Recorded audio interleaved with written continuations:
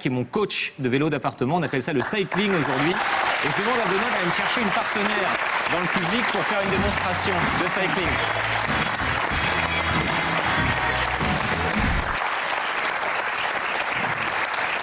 Donc on appelle ça le vélo d'appartement, c'est le terme un petit peu vieillot. Mais en fait, bonjour, vous appelez comment? Sandra. Bonjour Sandra, bienvenue.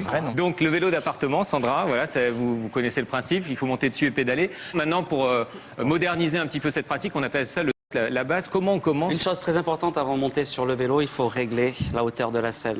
Oui. Parce que si le vélo est mal réglé, la hauteur du guidon, la hauteur de la selle, on peut se faire mal au genou. Alors comment on sait justement quelle est la bonne hauteur? Alors je vais demander à la demoiselle de redescendre du vélo. Parce que je me pose souvent la question, il y a un truc pour savoir quelle est... Tout à fait. La selle doit être hauteur de hanche. Ah ben voilà. Vous voyez, donc là pour moi, elle est un petit peu trop basse. Pour mademoiselle, c'est impeccable. Ok. Et ensuite, la hauteur du guidon, un tout petit peu au-dessus de la selle. D'accord, pas trop haut, ni trop bas. De toute façon, là, c'est bloqué. Donc là, c'est impeccable. Parfait. Et ensuite, on peut monter sur le vélo. Alors, comment ça se passe, les séances de cycling, de vélo d'appartement en général? En général, la séance dure entre 45 minutes et 1 heure. Et elle commence toujours par un échauffement et ça va progressif. Allez, commencez à pédaler, vous aussi. Échauffons la demoiselle un peu. Échauffons Sandra. Donc, alors, l'échauffement, ça se fait en musique? Alors, il y a un système de résistance. Donc la résistance pour l'échauffement, elle va être très très légère. D'accord. Donc là, en l'occurrence, c'est des chiffres. On va rester autour de 1, 2. Résistance au minimum. Oui, au minimum. Voilà. Et on essaie de suivre le tempo de la musique. Voilà, il faut aller dans le rythme. Voilà, on se laisse entraîner par la musique. Voilà, donc un tout petit peu plus vite. Il faut faire combien de tours par minute? Combien de tours? Entre 60 et 70 RPM, on appelle ça le tour par minute. D'accord. Et il n'y a pas un risque de compétition? Comme tu es censé pas t'entendre avec Sandra, elle te déteste. Il n'y a pas un risque de compétition? Toi, tu vas aller plus vite qu'elle pour lui montrer que tu es plus fort et que de toute manière, elle ne sait pas faire. aller plus vite que l'autre puisque vous n'avancez pas. Donc en fait, là, la force, en fait, c'est vous-même qui la réglez avec justement la force, la résistance. Mais alors comment? On va la voir. Ce que j'aimerais comprendre, c'est comment vous créez un lien affectif avec Sandra, par exemple, là. Mais en fait, là, on souffre ensemble. On sait que ça va mal dans votre couple. Non, Benoît. Alors, est-ce que, par exemple, vous prenez la main et... Parce que là, vous n'avez pas besoin de tenir le guidon. Donc là, je pense que l'idée, c'est que, pour l'instant, on n'a pas besoin de tenir le guidon, mais je pense qu'au fil des minutes, au cœur de la séance, je pense que la difficulté allant grandissant, effectivement, je pense qu'on va en baver tous les deux ensemble et qu'à la fin, ça nous a un peu rapprochés.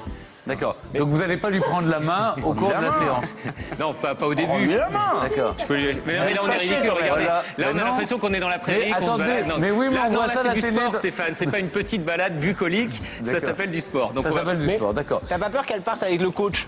Tu fais rentrer un coach chez toi, t'es malade, toi. C'est possible. Ton couple va mal et tu fais rentrer un coach. C'est possible, c'est possible. Ouais, mais quand t'es sûr de toi, t'as pas peur de ça. Très bien. Donc ensuite, après l'échauffement, qu'est-ce qui se passe? Alors, on va monter en intensité, donc c'est-à-dire qu'on va monter un petit peu la résistance. On peut passer à la chanson numéro 2, où là, ça va accélérer un petit peu plus. Donc, je vais demander d'accélérer un petit peu plus vite.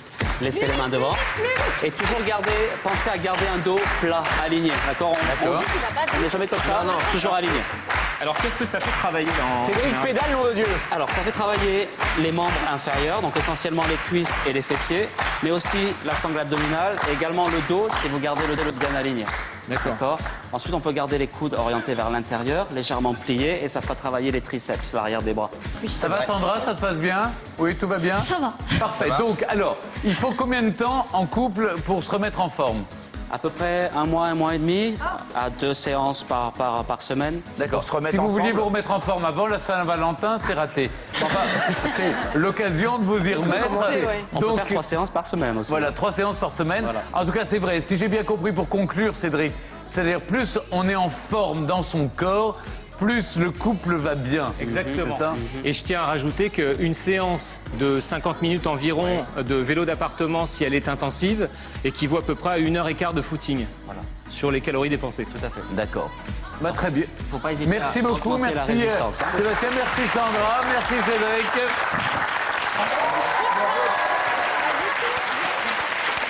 C'est le moment maintenant d'accueillir Édouard, journaliste mode, grand hebdomadaire féminin. Il nous régale chaque semaine en fouillant dans notre dressing pour vous donner des conseils de tendance et de mode. Bonjour Édouard. Alors quel est le thème de notre journée? Eh bien c'est la haute couture Stéphane, parce que j'ai un métier sympathique. Je suis allé au défilé, je vis dans le champagne, les top modèles, les stars, les créateurs, mais j'ai quand même bossé.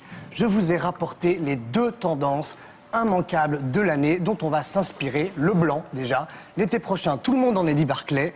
Et puis le Mexique, parce que Jean-Paul Gaultier a fait une collection entièrement sous le signe, sous le soleil même de Mexico. Ah, c'est à cause de la grippe, ça, qui nous arrivait du Mexique, non? Non, on avait envie de chaleur et de chaleur, couleur, Stéphane. d'accord. On a des images, on regarde, c'est du pur rêve. Waouh.